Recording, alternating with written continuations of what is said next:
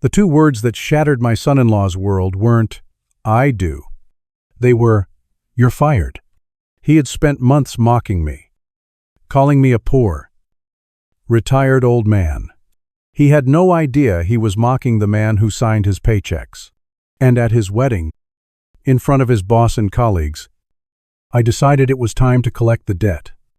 This is a story about how arrogance can write a check that reality can't cash. Stick around to see how it all unfolded. The scent of cedar is the first thing that greets you in my workshop. It's a clean, sharp perfume that clings to my clothes and settles deep in the grain of my skin. It smells like honesty. Wood can't lie. It tells you its history through every knot and whorl. For the past 5 years, this space, a converted 2-car garage filled with the patient, steel silhouettes of saws, sanders, and a formidable lathe has been my sanctuary. People call it retirement. I call it a return to something tangible. After decades of building a company out of code and contracts, something abstract and vast, there is a profound satisfaction in crafting a physical object you can run your hand over. Right now, my hands are working on a small rocking horse. Its curves still rough. Its future uncertain. A piece for a grandchild that doesn't exist yet. I suppose. An act of hope carved from a block of cherry wood. My life is quiet now, governed by the rising sun and the satisfaction of a well-made dovetail joint. This tranquility is everything. Second only to the happiness of my daughter, Chloe. She is the best thing I ever had a hand in creating. She has my pragmatism, but, thankfully, her mother's boundless warmth. That warmth is what worries me sometimes. It's a beautiful, generous flame, and I worry about the kinds of winds that might try to extinguish it. When she announced her engagement to Tyler, I saw how her flame burned brighter. He was undeniably successful, a rising star at a major tech firm called Technova, a place I knew a thing or two about. He was handsome, dressed in impeccably tailored suits, and possessed a confidence that bordered on theatrical. Chloe was smitten, and because she was, I pushed aside the faint, dissonant chord his presence struck in me. I told myself it was just a father's protectiveness, the natural reluctance to hand over a piece of your heart to someone else. I wanted to be wrong about that feeling. The first time I knew I wasn't wrong was at the Lakeside Bistro, a restaurant of Tyler's choosing. It was the kind of place where the lighting is engineered to make everyone look wealthier, and the silence between courses is filled by the distant, respectful clink of other people's silverware. The air was heavy with the competing aromas of seared scallops and expensive cologne. Tyler navigated the space, not like a guest, but like a conqueror returning to a favored outpost. He held the leather-bound wine list with the same focused intensity I'd seen executives hold a hostile takeover proposal. Plea sat between us, a tense but smiling ambassador trying to broker peace before a war had even been declared. She looked lovely, wearing a blue dress that matched her eyes, and she kept reaching over to touch Tyler's arm or my hand, as if trying to physically connect our two separate islands. For a while, the conversation stayed in safe, shallow waters. We discussed the caterer, the frustrating search for a good wedding photographer, the merits of various floral arrangements. It was all pleasant, surface-level chatter. Then, the wine arrived. Tyler made a show of swirling it in his glass, sniffing it with the deep concentration of a bomb disposal expert. Before finally taking a sip, he nodded. A curt, satisfied gesture to the sommelier. The performance was complete. He leaned back, the fabric of his suit making a soft, expensive sound. Just closed the Kensington deal today, he announced to the table. though his voice was pitched to carry, completely shattered the quarterly target. We're talking a 40% year-over-year increase. The commission alone is, well, let's just say the upgraded honeymoon suite in Maui is officially on the table. Chloe's smile was bright, but her eyes darted toward me for a fraction of a second. That's wonderful. Honey, I told you you'd get it. It's a battlefield out there. James, he said, his focus shifting to me. He used my first name with a familiarity he hadn't earned. You've got to be a shark. No room for hesitation. No place for deadweight. You eat or you get eaten. That's the mantra at Technova now. The waiter, a young man with nervous eyes, appeared at his elbow. Tyler ordered the prime rib, medium rare. With an air of bestowing a great honor, Chloe chose the pan-seared salmon. When the waiter's gaze fell on me, I offered him a small smile. I'll just have the French onion soup. Please. That'll be all for me. The subtle shift in the atmosphere was immediate. A beat of silence stretched. Tyler, who had been about to take another self-important sip of wine, paused with the glass halfway to his lips. He lowered it slowly, a smirk creeping across his face. It was a predator's smile, all teeth, no warmth. Whoa there, James, he said, his voice laced with mock concern. Gotta watch that retirement budget. Who can't go too crazy? Tyler, Chloe breathed, her voice a low hiss. He just chuckled. A dry, dismissive sound. Relax. I'm just kidding. Mostly. My point is, you spend your whole life grinding. You deserve to enjoy the fruits of your labor. You shouldn't have to settle for soup.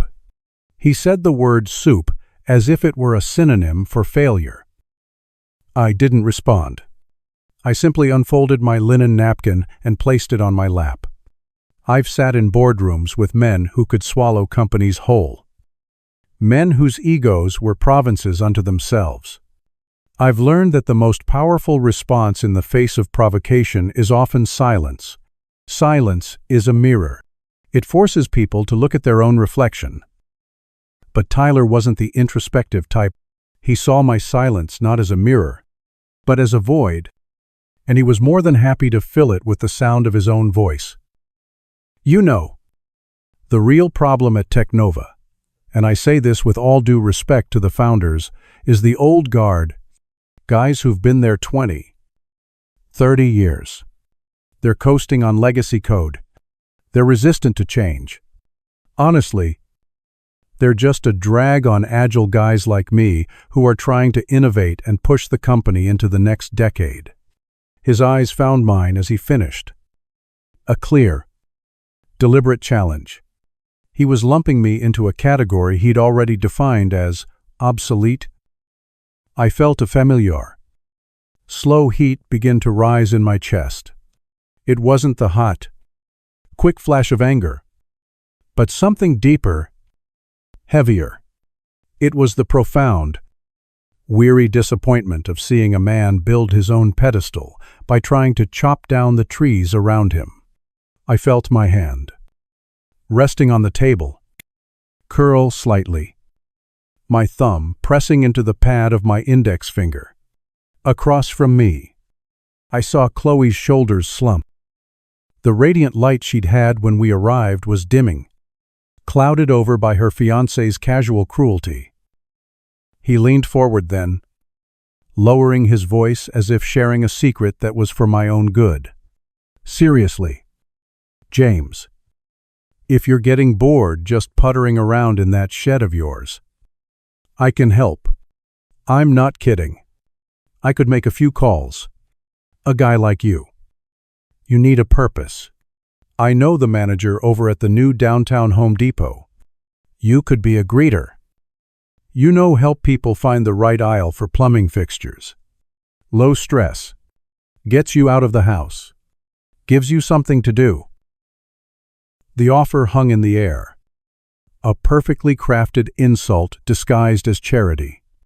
It was a masterpiece of condescension. He had rendered my entire life's work, my passions, my very existence, into a problem that could be solved by a part-time, minimum-wage job. That's enough. Tyler, Chloe said, her voice strained but firm. She placed a hand on his arm. Dad is happy. He built his workshop himself. He's not looking for a job.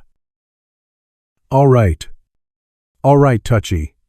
Tyler pulled his arm away and took a large gulp of wine, playing the victim, just trying to help. He looked away, scanning the restaurant as if searching for a more appreciative audience. Whatever. It's fine. You'll see what real success looks like at the wedding. I even managed to get the big man himself to RSVP. Marcus Vance, the CEO.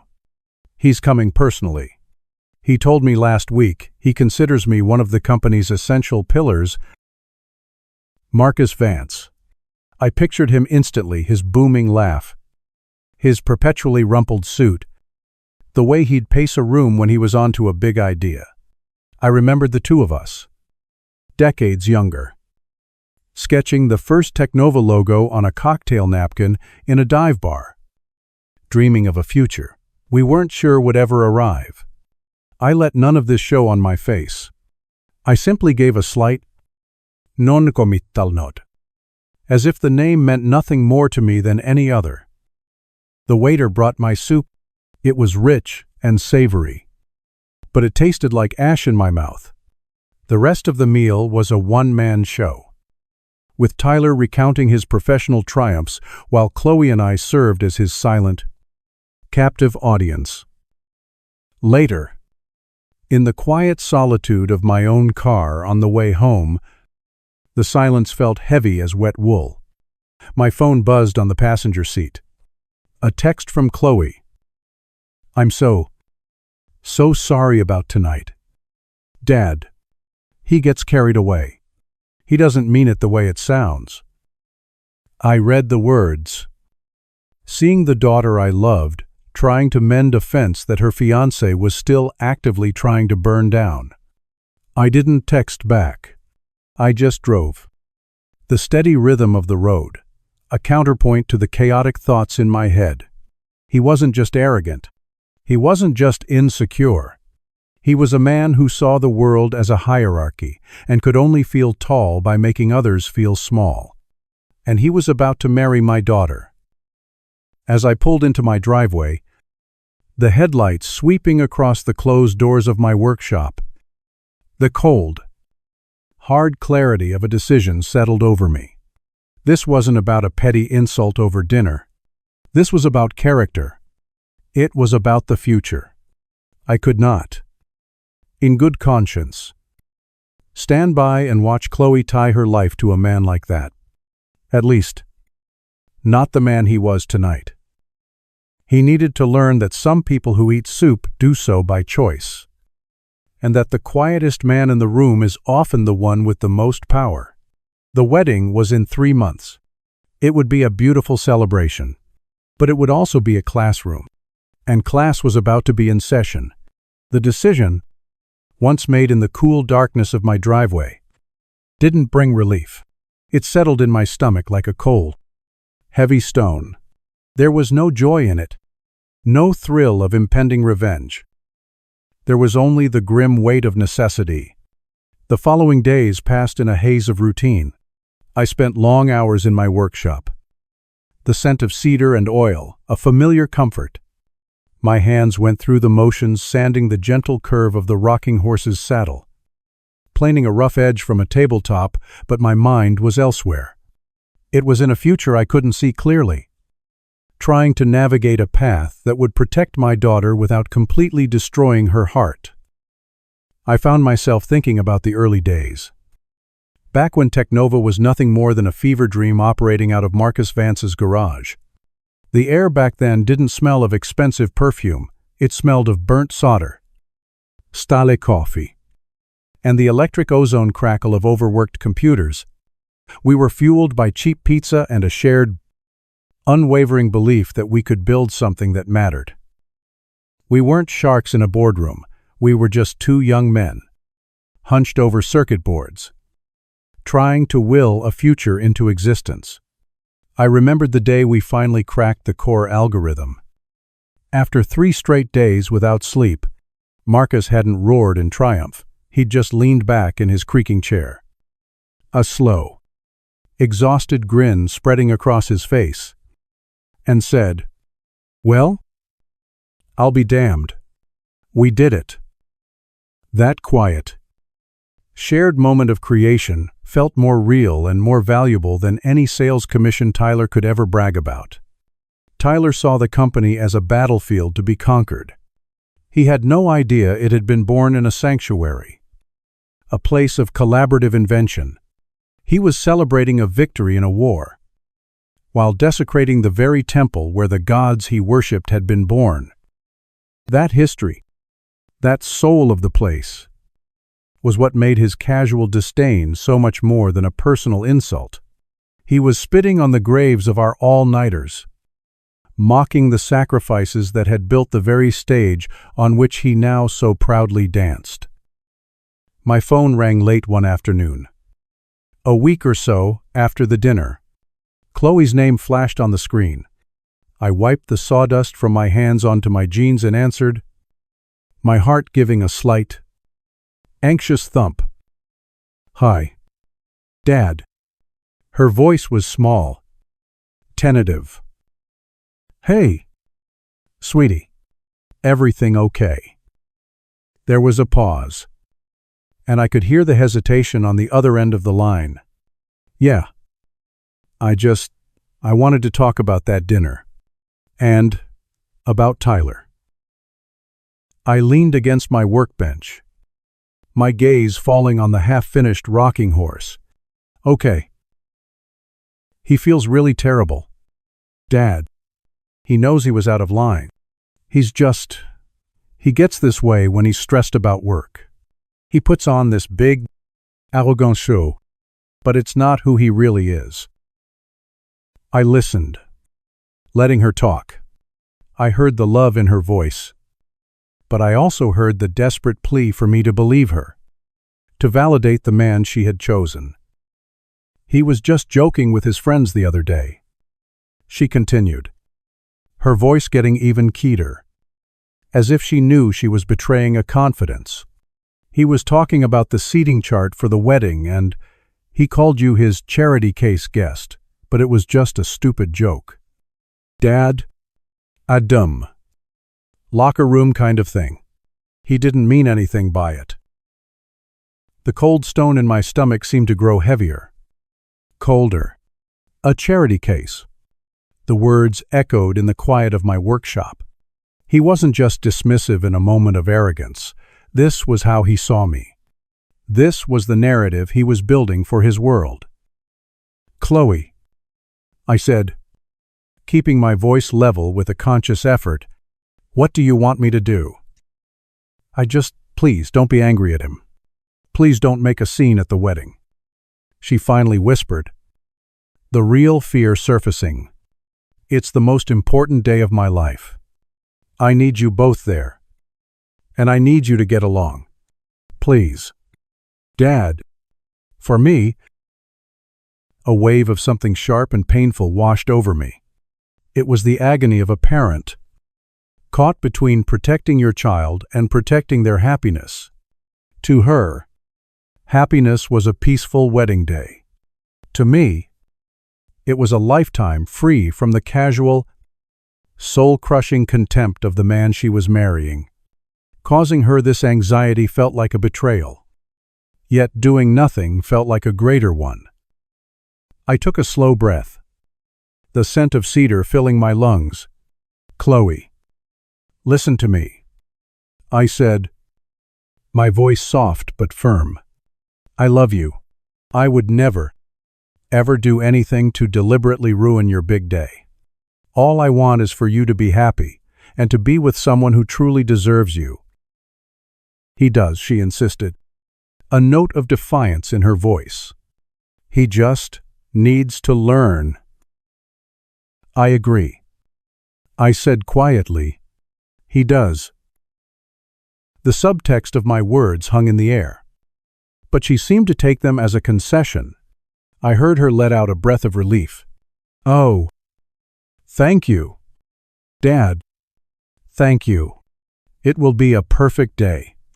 You'll see." We said our goodbyes, and I hung up the phone. I stood motionless in my workshop for a long time, the silence pressing in on me. A perfect day. I would give her that. But perfection, like beauty, is often a matter of perspective. The weeks leading up to the wedding became a period of quiet preparation for me. It began in the back of my closet, behind the comfortable flannels and worn denim I lived in.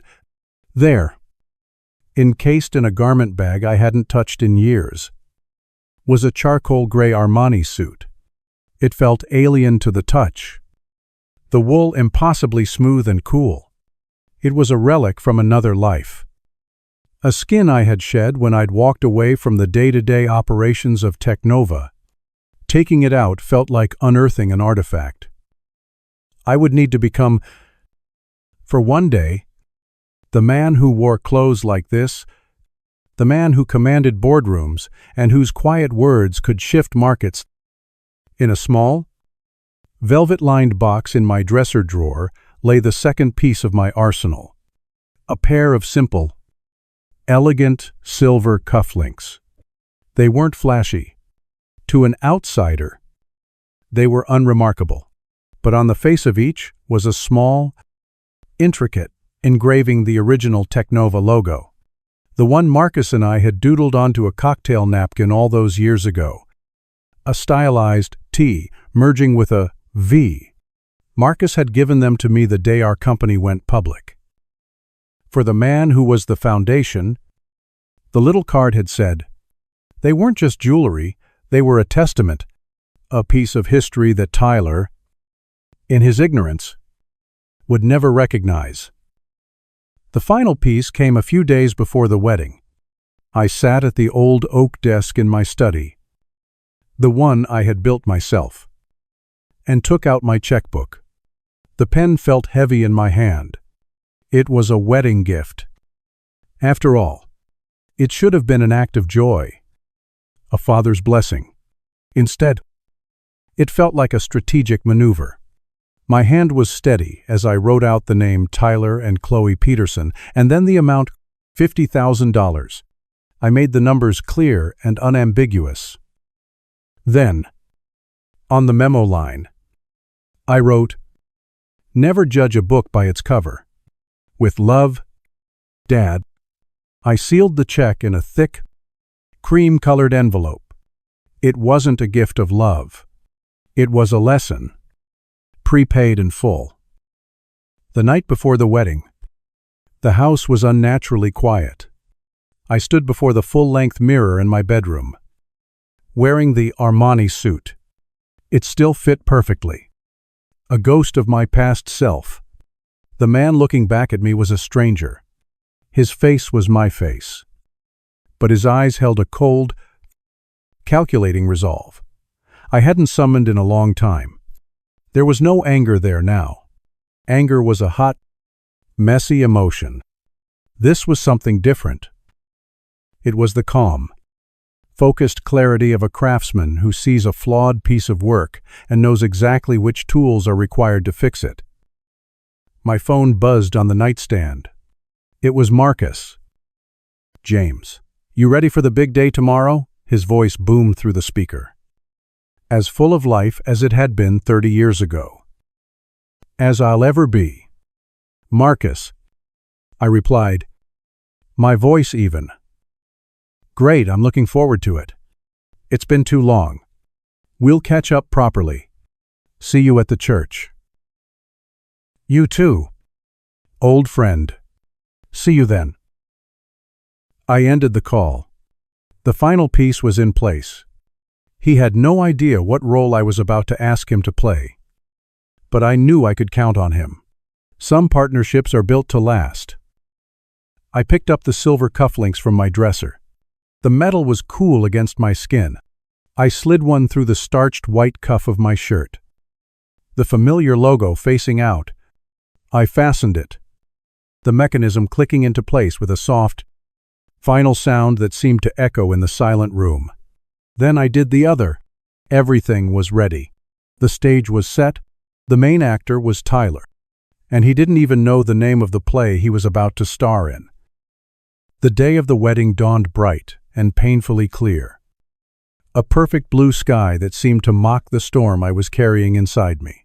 Driving to the Grand Astoria Hotel, I felt a strange detachment, as if I were watching a movie of my own life.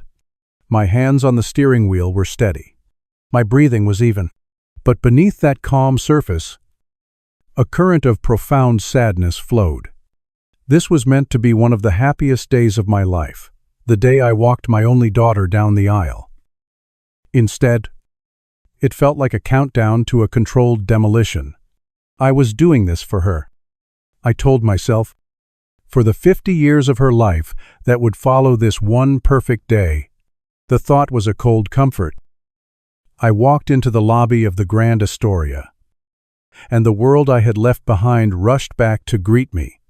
The air was a wall of sound and scent, the soaring notes of a string quartet echoing off marble floors, the low thunder of 100 conversations, the intoxicatingly sweet perfume of what must have been thousands of lilies and roses. Men in sharp tuxedos and women in dresses like shimmering jewels drifted past, their laughter tinkling like ice in crystal glasses. For a moment, I felt like a ghost, an observer from another realm. The Armani suit was my passport here. The cufflinks my hidden credentials. I was invisible in plain sight. And that was exactly what I needed. I found my seat in the grand ballroom after the ceremony. Chloe had been breathtaking. Walking her down the aisle, her hand trembling slightly in mine. I felt a surge of love so fierce it almost buckled my knees. I saw the unadulterated joy on her face as she looked at Tyler, and the weight of my task felt almost unbearable. But then I saw Tyler at the altar, beaming not with love, but with a kind of triumphant ownership, and my resolve hardened like steel. Now, at the reception, he was holding court. He stood near the towering, 7-tiered wedding cake, a glass of champagne in one hand, the other arm draped possessively around my daughter's waist. He was loud, expansive, his laughter booming across the nearby tables. He was performing every gesture, every backslap to a colleague. Every toast was a carefully calibrated display of success. He was the king of this very expensive castle, and he was making sure everyone knew it. I watched him from my table, nursing a glass of water, feeling the profound distance between his world of performative gloss and my world of quiet, tangible creation. He wasn't just a man, he was a brand, and tonight was his product launch. I saw Marcus Vance arrive, looking slightly uncomfortable in his formal wear, his tie already a little crooked. He scanned the crowd, found me, and gave a warm, familiar nod. I nodded back. The final piece was on the board. I didn't have to wait long. After another round of toasts, Tyler began making his way through the crowd, Chloe in tow, accepting congratulations. His eyes scanned the room, and I could see the moment he spotted Marcus talking to a small group of Technova employees. Then his eyes found me, sitting alone at the table reserved for family. A new kind of smile spread across his face, a sly, opportunistic smirk. This, his expression said, was perfect. He guided Chloe over to Marcus first, then left her there. Making a beeline for my table, he strode up, his confidence radiating off him in waves. "Come on, James," he said, his voice a little too loud, drawing the attention of those nearby. "Sitting all by yourself. Let me introduce you to some real success. You'll get a kick out of it." He didn't wait for my answer. He clapped a hand on my shoulder, his grip firm and proprietary, and steered me towards the group. It felt less like an invitation and more like an abduction. Every step was a slow march toward the precipice. I could feel the eyes of his colleagues on me, their polite smiles barely concealing their assessment. They saw my age, my simple wedding attire, and the man of the hour physically guiding me as if I were a lost child. I was being used as a prop, a perfect, humble backdrop against which his own brilliance could shine even brighter. We arrived at the group. Marcus was in the middle of a story, but he trailed off as we approached. Tula beamed, his chest puffed out. "Mr. Vance, so glad you could make it," he said, his voice dripping with deference. "I wanted you to meet my new father-in-law, James." He tightened his grip on my shoulder. "This is the man I was telling you about. Retired now. Living the simple life out in Oak Creek. Just takes it easy. You know?" Marcus, ever the professional, turned to me and extended his hand. A polite, practiced smile on his face. "A pleasure to meet you, James. Any man who can raise a daughter as wonderful as Chloe is a success in my book." "It's good to see you, Marcus," I said, my voice quiet. And then it happened. As Marcus took my hand, his eyes, as I knew they would, drifted down for a fraction of a second to my wrist. It was an instinctual movement, the kind of small detail a man like him, a man who built his life on details, would never miss. His polite smile froze. His eyes, a sharp, intelligent blue, narrowed slightly. He wasn't looking at my face anymore. He was staring, with an intensity that silenced the entire group, at the small, silver object on my cuff. The world seemed to slow down. The music from the string quartet faded into a distant hum. I could see the flicker of confusion in Marcus's eyes. Then, the dawning of a recognition so profound it was like watching the sun rise in fast forward. His gaze snapped back up to meet mine. The polite mask was gone, replaced by a look of utter, unadulterated shock, which then melted away into a slow-spreading grin of pure, unholy delight. He let go of my hand and threw his head back. A laugh erupted from him, not a polite chuckle, but a deep, booming, belly laugh that echoed through the ballroom. It was a sound so loud and so unexpected that conversations at nearby tables faltered. People turned to stare. Tyler was completely flummoxed. His triumphant smile faltered, replaced by a mask of baffled confusion. He looked from Marcus's laughing face to my impassive one, trying to figure out what the joke was. "Sir, what's so funny?" Marcus finally caught his breath, wiping a tear from the corner of his eye. He clapped a heavy, affectionate hand on my shoulder, mirroring the gesture Tyler had just made, but imbuing it with a history and respect that Tyler couldn't comprehend. "James, living the simple life," Marcus roared, his voice carrying clearly. "Tyler, you colossal idiot. Do you have any idea who this is?" Tyler's face began to pale. The confident swagger evaporated, leaving behind a raw, twitching nerve of panic. "What? What do you mean? He's just my father-in-law." He's just your father-in-law. Marcus's smile was gone now, replaced by a look of cold, hard disbelief. He pointed a finger at my cufflink. You see this logo? Son, the one your entire career is built on. This man, James Connolly, co-founded this company with me on a fold-out table in my garage. He didn't just work at Technova. He is Technova. The words dropped into the silence like stones into a deep well. I saw the comprehension hit Tyler like a physical blow. His jaw went slack. The color drained from his face, leaving it a pasty, sickly white. A fine sheen of sweat popped out on his forehead. His eyes darted around at his colleagues, who were now staring at him with a mixture of shock and dawning horror.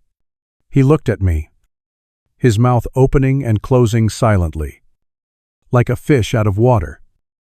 No, he finally stammered, the word a weak puff of air. No. That's impossible. There's a mistake. A mistake. Marcus's voice dropped, becoming dangerously quiet. You want to talk about mistakes?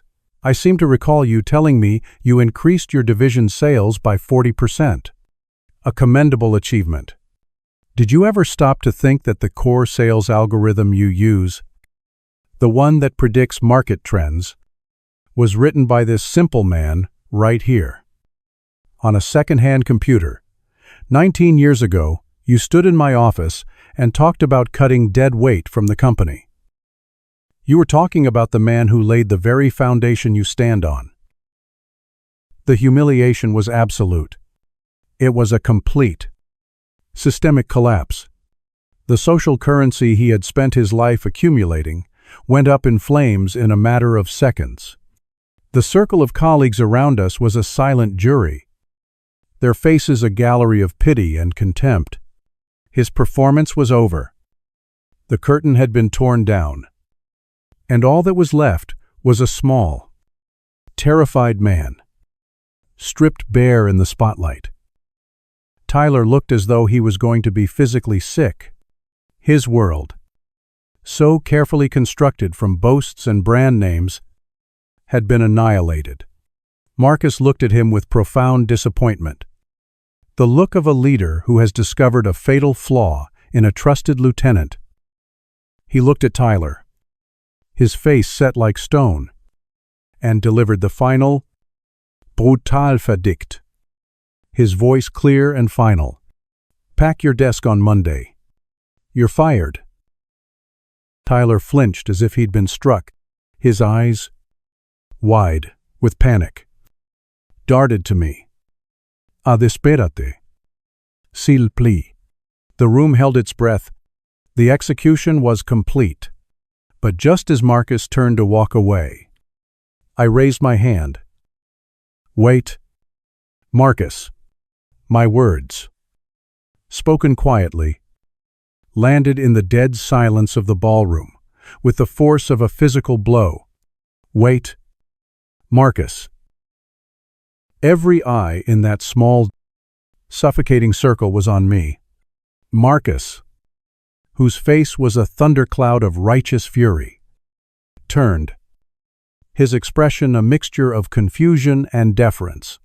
Tyler, who had been shrinking into himself, a man preparing for his own execution, looked up, his eyes wide with a desperate, terrified flicker of hope. He looked like a drowning man who'd just been told the ocean might suddenly decide to recede. The circle of his colleagues, his former admirers, were utterly still, their faces unreadable masks of shock. They had just witnessed a king dethroned. And now, impossibly, the executioner had been stayed by the hand of the man who was supposed to be the victim. I held Marcus's gaze. For a moment, we were the only two people in the room. Two old partners communicating in a silent language forged over 30 years of shared battles and victories. He saw the intent in my eyes, and the hard lines of his anger softened slightly into a question. I turned my attention to Tyler. He was a wreck.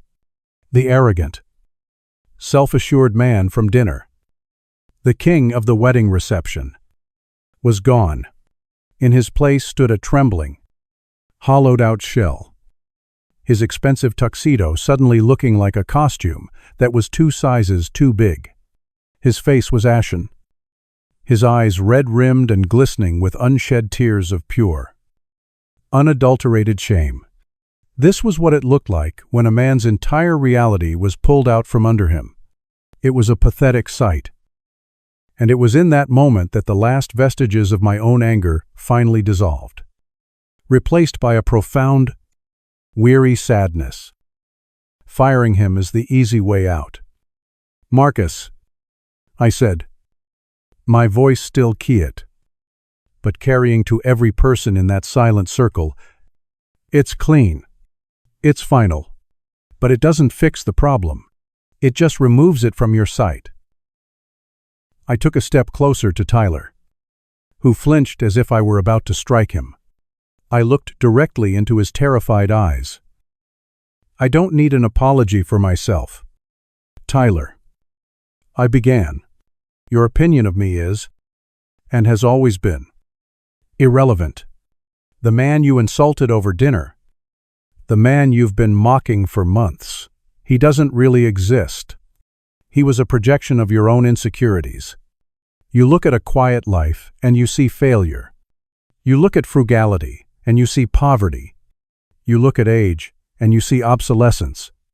You see the world through a lens of fear, the fear that you might one day become what you despise." I let the words sink in. He wasn't just being punished, he was being dissected. "The person you owe an apology to," I continued, my voice softening slightly, "is my daughter, because she loves a man who isn't yet the man he ought to be.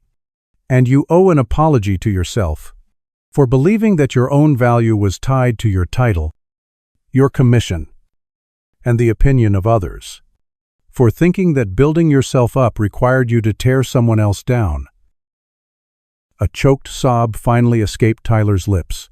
The dam of his composure broke, and tears streamed freely down his pale cheeks. His whole body shook with the force of his silent weeping. "I'm sorry," he whispered, the words fractured and almost inaudible. He looked at me, his gaze finally clear of arrogance, filled only with a raw, bottomless shame. "I'm so sorry. You're right. Everything you said, it's right. I am, so arrogant. So stupid. I'm so sorry. James." He then turned to Chloe, who was standing frozen just outside the circle, her own face a mask of tears and horror. "Chloe, I am so sorry." It was the sound of a man truly broken, not just defeated, but broken open. And in that brokenness, there was, for the first time, a chance for something new to grow. I turned back to Marcus. "He is, as you said, a colossal idiot," I said, my voice now crisp and businesslike. "But he's also one of your top salesmen. He's driven. He's hungry. He's just been aiming all of that energy in the wrong direction." I looked back at Tyler's tear-streaked face. "I have a proposal. Don't fire him. Put him on probation. 6 months. No commission. His base salary, and that's it.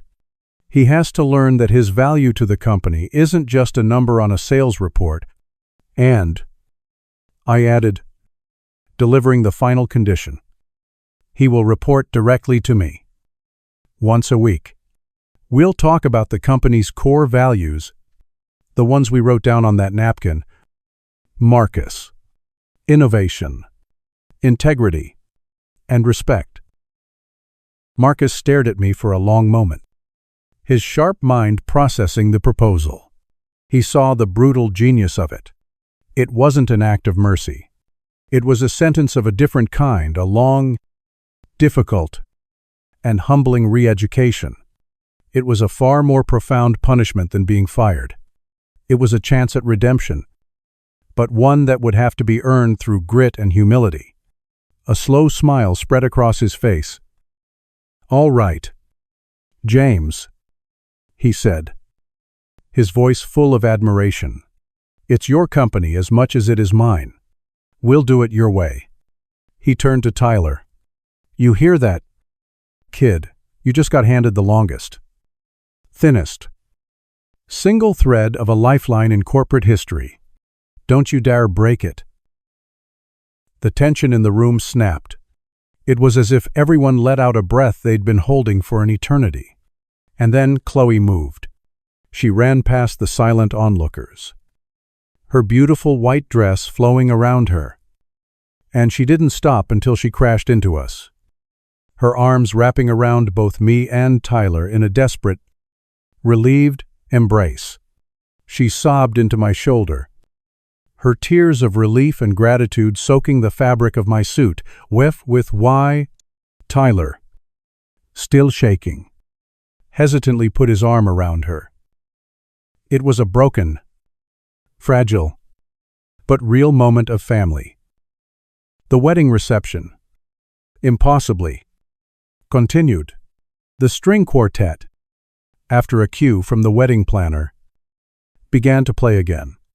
The guests, after a final, lingering look at our small group, slowly turned back to their conversations.